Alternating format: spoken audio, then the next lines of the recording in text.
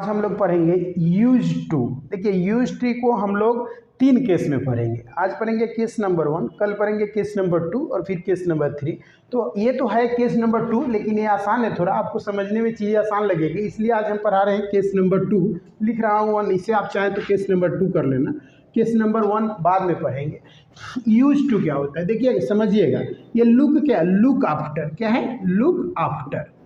ये लुक क्या है? वर्ब है। क्या है? वर्ब है। आफ्टर क्या है? प्रीपोजिशन है। आफ्टर क्या है? प्रीपोजिशन है। प्रीपोजिशन है। अब इन दोनों को जोड़ करके ये क्या बना हुआ है? फ्रेजल वर्ब बना है। तो लुक आफ्टर को जोड़ेंगे ना तो ये फ्रेजल वर्ब है। वर्ब और प्रीपोजिशन को ऐड करने से क्या बनता है? वैसे दो शब्द को फ्रेज करते हैं और वर्ब से बना हुआ है तो फ्रेजल वर्ब करते हैं। इसका मतलब ये भी दो चीज़ है, ये एक यूज्ड है वर्ब और ये टू क्या है? प्रीपोजिशन है। तो इसको भी क्या बोलेंगे? फ्रेजल वर्ब बोलेंगे। चलो यूज टू का प्रयोग समझना है, जरा देखना सर। दोनों को अगर जोड़ दिया जाए तो इसका मतलब क्या होता है? आदत। क्या होता है? आदत। समझिएगा जरा, इसको कहते हैं आदत। इसका पार्ट्स ऑफ स्पीच क्या हो जाएगा? एडजेक्टिव। यूज टू कैसे यूज करना है हमको? एडजेक्टिव के रूप में। कैसे यूज करना है? एडजेक्टिव के रूप में। आप हमारे पीछे वाले बेसिक वीडियो में जाकर देखेंगे, बेसिक वीडियो का देखेंगे तो मैंने सिखाया कि प्रीपोजिशन, टू क्या होता है? प्रीपोजिशन। और प्रीपोजिशन अपने बाद क्या लेता है? नाउन लेता है। इसका मतलब ये जो टू है इसके बाद क्या आएगा? नाउन आएगा। वैसे समझ लीजिए, या अगर समझना हो तो ऐसे कि एडजेक्टिव है तो एडजेक्टिव किसके पहले आता है? नाउन या प्रोनाउन को, जिसको वो क्वालिफाई कर रहा होता है। ठीक है ना? तो मैंने एक सेंटेंस लिखना, मैंने बोला I am use to. I am use to. ये यूज टू क्या है? एडजेक्टिव है। क्या है? एडजेक्टिव है। और एडजेक्टिव के बाद क्या आना चाहिए? एडजेक्टिव के बाद क्या आना चाहिए? नाउन आना चाहिए। अगर मैंने लिखा I use to walk, I use to walk in the morning, तो ये सेंटेंस क्या हो जाएगा? गलत हो जाएगा। क्यों सर? क्योंकि ये एडजेक्टिव है और वॉक क्या नहीं होता, ये तो वर्ब है और हमको एडजेक्टिव के बाद क्या चाहिए था? नाउन चाहिए था। और यहाँ क्या दिया हुआ है? वर्ब दिया हुआ है। इसका मतलब ये वर्ब तो गलत हो गया ना, ये गलत हो गया सेंटेंस। इस सेंटेंस को अगर ठीक करना हो तो मुझे क्या करना पड़ेगा? I am used to. I am used to और वॉक वर्ब है। मैंने वर्ब प्लस में आईएनजी पढ़ाया है, बेसिक वीडियो में पढ़ाया कि वर्ब प्लस में आईएनजी क्या क्या बन सकता है। तो वर्ब प्लस में आईएनजी जेरंड बनता है और जेरंड होता है क्या है? नाउन होता है। तो हम यहाँ इसे क्या बनाएंगे? वॉकिंग कर लेते हैं। Walking. I am used to walking in the morning. In the morning. अब आप समझिएगा कि यहाँ पर ये वॉकिंग क्या हो गया? जेरंड हो गया। और जेरंड होता क्या है? नाउन होता है।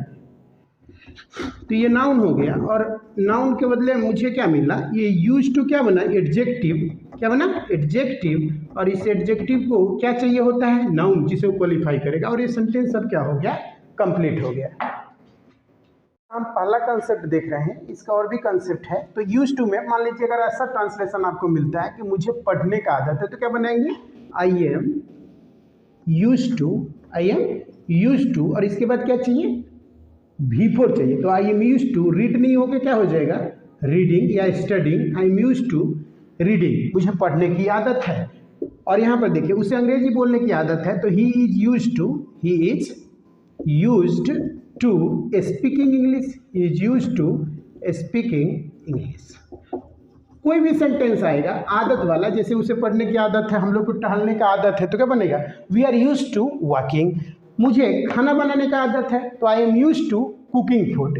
समझ रहे हैं ना? तो इसके क्या बनाएंगे? We are used to walking. We are use to walking. यहाँ बनेगा I am use to. I am used to cooking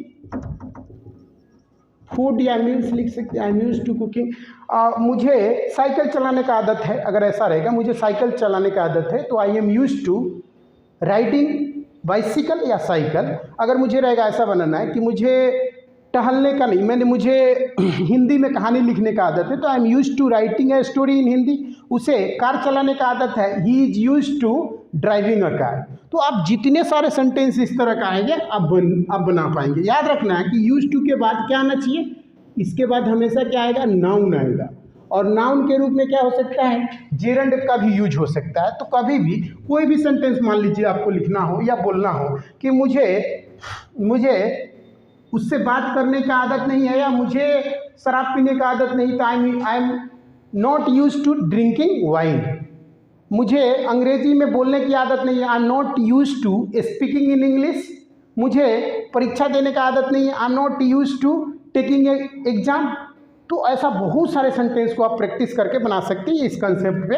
हालांकि ये कंसेप्ट बहुत आसान है, समझने की चीज़ है।